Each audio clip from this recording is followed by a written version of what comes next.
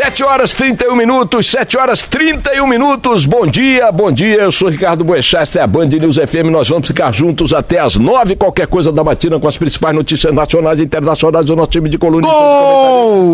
Entra pela ponta esquerda, Felipe Bueno, com a bola dominada, entra Barão, pé no peito de Felipe Bueno, bom dia Barão, bom dia Felipe, bom dia aos ouvintes que nos acompanham em outras praças, em outras cidades, em outras regiões, países, galáxias, e também a quem está nas praças que compõem a rede Band News FM de notícias. Bom dia para Porto Alegre, Curitiba, São Paulo, Rio de Janeiro, Brasília, Vitória, Belo Horizonte, Salvador, Fortaleza, João Pessoa, Manaus, Orlando e Tampa, na Flórida. Opa, bom dia, rede completa. Mande para cá sua mensagem, ouvinte@bandnewsfm.com.br, ouvinte@bandnewsfm.com.br. Também tem o nosso WhatsApp, que o Barão fica monitorando aí. Direto. 11 999 592 100. 11 999 592 100. Primeiro ouvinte que escrever pra cá xingando o Barão ganha um CD de Valdir Soriano. Eu também posso concorrer ou não? Vê aí, Barão, vê qual vai ser o primeiro guardinho. Vou mandar aqui, É na hora que você fala, dá uma travada violenta, né? Porque chegam 6 mil mensagens ao mesmo tempo aqui, ó. Já chegou, bom dia, Barão bobo, pronto. Isso não é xingamento, isso é mãe falando pra filho, você é Barão bobo. chato. Chegou uma bem pesada aqui, Barão corintiano. Aí não dá.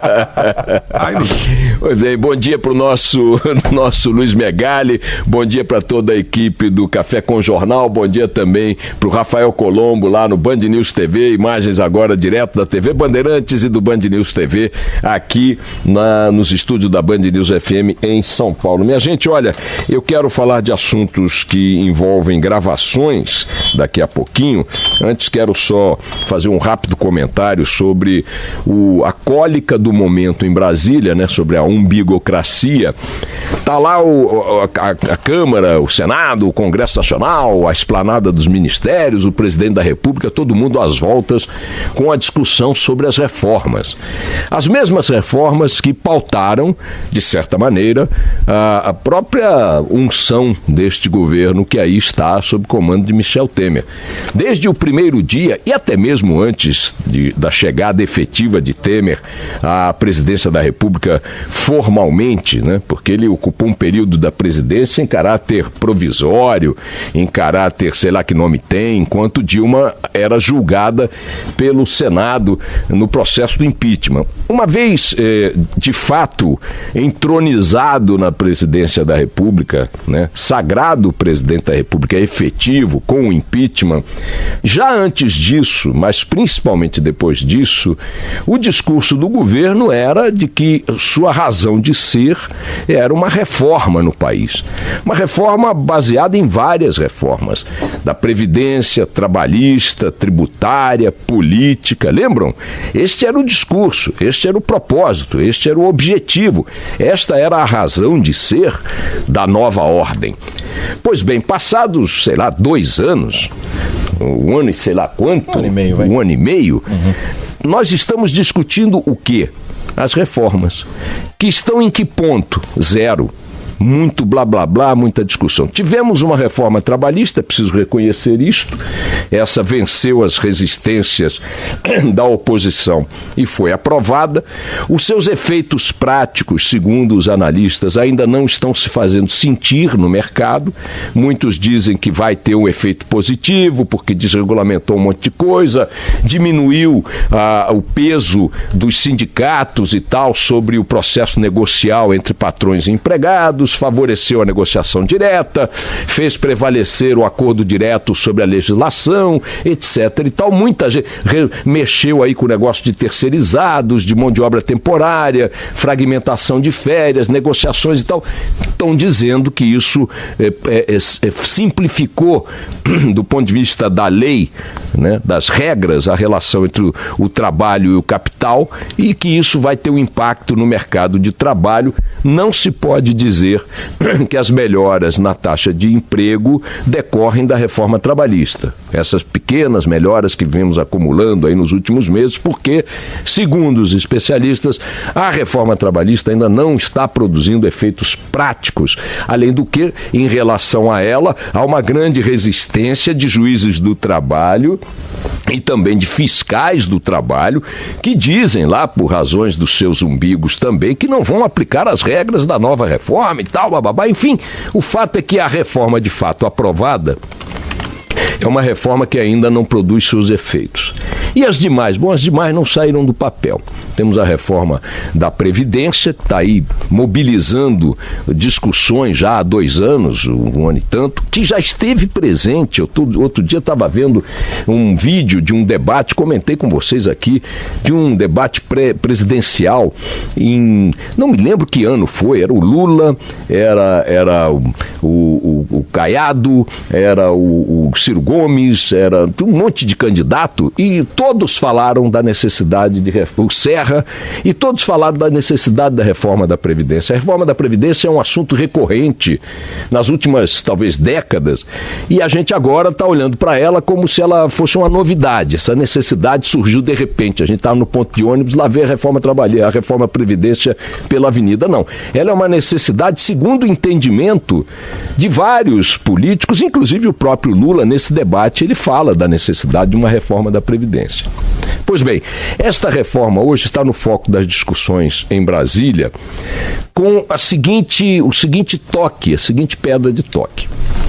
O Centrão, que é dono de uma quantidade expressiva de votos dentro da Câmara dos Deputados e é entendido como um grupo fisiológico, então o Partido Fisiológico Nacional é o Centrão.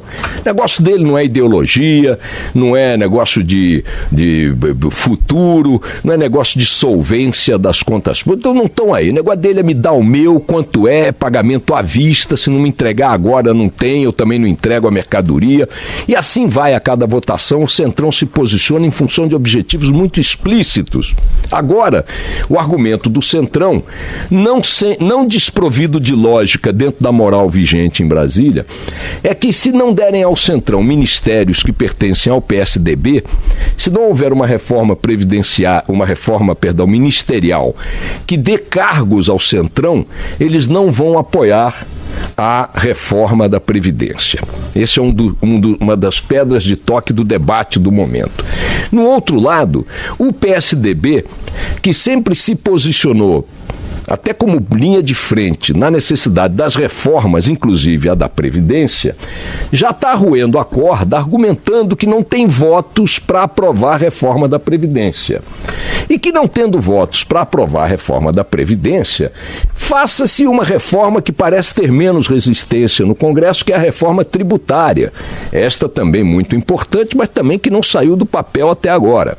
Então você tem um partido que sempre pregou as reformas, dizendo que não vai dar para aprovar as reformas, porque não tem voto, uma base de apoio do governo, que é o Centrão, que sempre deu votos ao governo, mas dizendo que não vai dar enquanto o PSDB não ceder cargos para ele, Centrão, e o próprio núcleo do governo, o presidente da República, já admitindo o que me parece óbvio, apesar da irritação do ministro da Fazenda, de que, olha, a reforma mesmo não vai acontecer, se vier uma reforma aí mais ou menos a gente tem que aceitar, porque afinal de contas a decisão é do Congresso, eu, presidente da República, sou a favor da reforma, tenho pregado isso, mas não posso impor isso ao Congresso Nacional, a decisão é do Congresso, aí o Congresso diz que o presidente jogou a batata quente no colo dele, que na verdade não é ele que tem que resolver, é o presidente que tem que acertar apoios parlamentares e tal.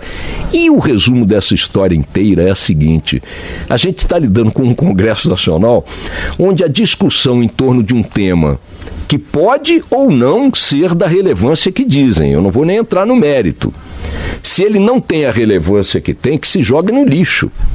que não se faça reforma nenhuma e diga-se, atenção Brasil, o que estão dizendo aí que o país vai quebrar se não reformar a Previdência é mentira, e nós aqui na soberania da nossa função legislativa jogamos esse argumento no lixo e vamos tocar a vida. Maravilha, as previdências estão inteiras, os estados estão inteiros, está todo mundo bem, não tem insolvência no horizonte, as pensões não vão ficar ameaçadas, e ótimo, joga a reforma da Previdência no lixo, ou a Previdência é uma reforma necessária, vital, fundamental para o país não quebrar, e aí o PSDB, o Centrão e o Temer têm que aprovar a reforma, porque votos para isso eles têm. O surpreendente é que a discussão não caminha assentada sobre a necessidade ou desnecessidade do fato em si. Ela caminha em função de me dar o meu, me paga o meu, me arruma o cargo, me arruma o ministério, eu fico ou não fico de acordo com a minha conveniência eleitoral. O PSDB está jogando um papel assombrosamente hipócrita, né?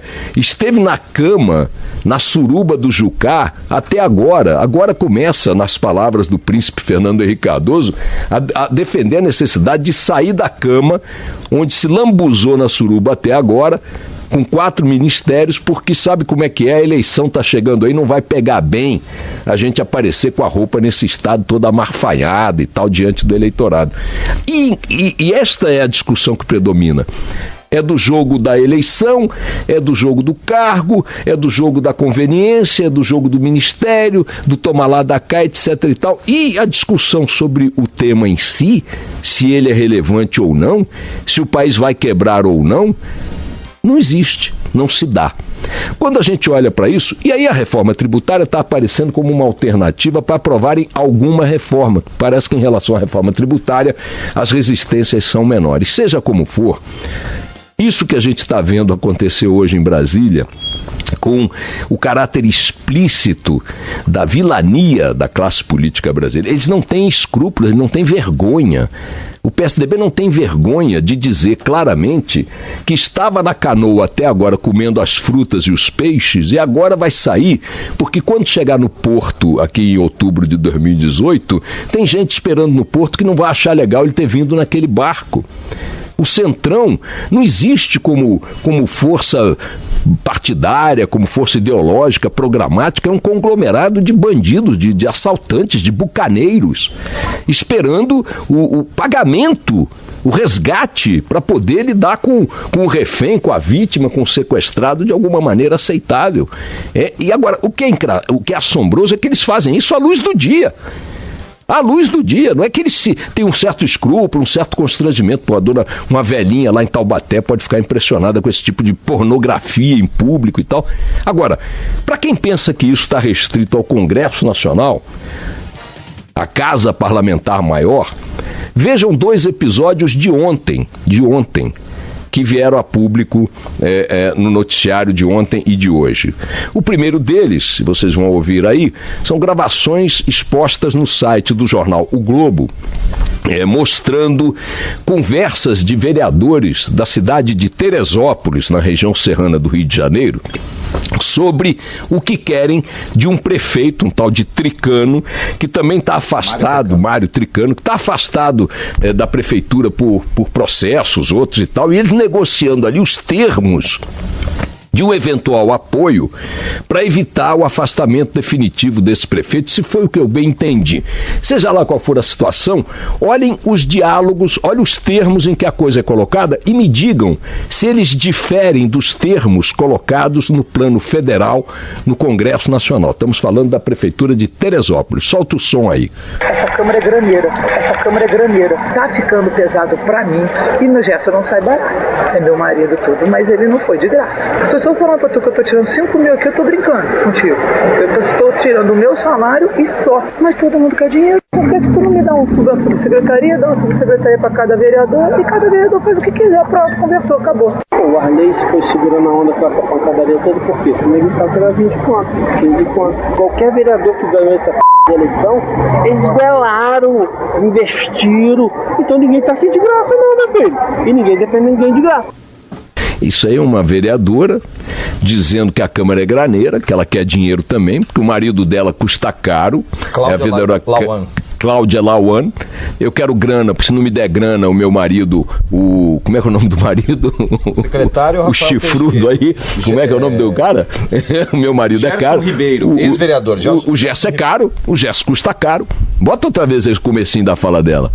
Essa câmera é graneira. Essa câmera é graneira. Tá ficando pesado pra mim. E no Gerson não sai barato. O Gerson não sai barato. Mas ele não foi de graça. Ele não sai de graça. Eu tô tirando 5 mil aqui, eu tô brincando. Aí o outro mais na frente, só, mas aí se der 10 pau, 20 pau e tal, a gente gastou dinheiro na eleição, tem que ter uma grana e tal, babá. Aí vocês vão dizer, bom, então nós temos um problema em Brasília e nós temos um problema em Teresópolis. Não. Também ontem no Jornal da Band, outro escândalo envolvendo prefeituras, com a peculiaridade de que é um conglomerado familiar. Três prefeitos da Bahia, Cabralha, Porto Seguro e uma outra cidade, Eunápolis, eles são parentes. Na verdade é marido, mulher e cunhado. Olhem, foram afastados ontem dos seus cargos por envolvimento em... Dá o nome do mundo? Por favor. Então vamos lá, a prefeita de Porto Seguro, Cláudia Oliveira, do PSD, que a gente vai ouvir já. De Eunápolis, o marido dela, José Robério Batista de Oliveira, também do PSD. E finalmente, da Prefeitura de Santa Cruz, Cabralha, é o irmão da Cláudia, o Agnello Santos, também do PSD. É o seguinte, foram afastados por movimentações criminosas, corrupção, envolvendo contratos de 200 milhões de reais. Estou falando de 3 pequenas prefeituras da Bahia, hein? Contratos de 200 milhões de reais. O que eles faziam? Como são consanguíneos, participava com empresa própria na concorrência do município do outro e vice-versa tal, e iam ganhando as concorrências na base da fraude.